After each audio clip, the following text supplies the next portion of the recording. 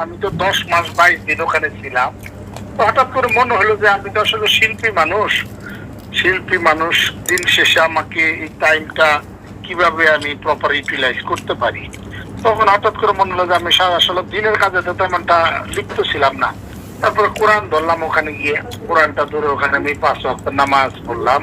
আলহামদুলিল্লাহ, আল্লাহ পাক রব্বুল আলামিন কখন কাকে কি হেদায়েত দান করেন আমরা নিজেরাও জানি না। দেখেন এই যে সিদ্দিক, সে জেলের ভিতরে থেকেছে, জেল খেটেছে, জেলের ভিতরে থেকে আল্লাহ পাক রব্বুল আলামিনের দরবারে সে মাথা নত করেছে। তিনি দিনের পথে ফিরে এসেছেন, আল্লাহর পথে ফিরে এসেছেন এবং কি 5 ওয়াক্ত নামাজ পড়ছেন। দেখেন কি সৌভাগ্য, তিনি কোরআন শরীফও পড়েছেন জেলের ভিতরে থেকে এবং কি 5 ওয়াক্ত নামাজ পড়েছেন।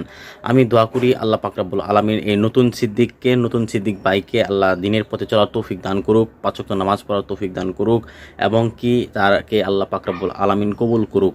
আসলেই মানুষকে আল্লাহ পাক রব্বুল আলামিন কখন কাকে হেদায়েত দান করেন আমরা নিজেরাও জানি না, আল্লাহ পাক রব্বুল আলামিন ভালো জানেন। আমি দোয়া করি সিদ্দিক ভাইয়ের জন্য, তার এই নতুন জীবন সুন্দর হোক এবং কি পরিবার নিয়ে সুখে থাকুক, ভালো থাকুক। তিনি 5 ওয়াক্ত নামাজ পড়ে যাচ্ছেন এবং কি আমি দোয়া করি যেন মৃত্যুর আগ পর্যন্ত যেন এভাবে আল্লাহ পাক রব্বুল আলামিনের পথে চলতে পারে এবং কি 5 ওয়াক্ত নামাজ যেন পড়তে পারে।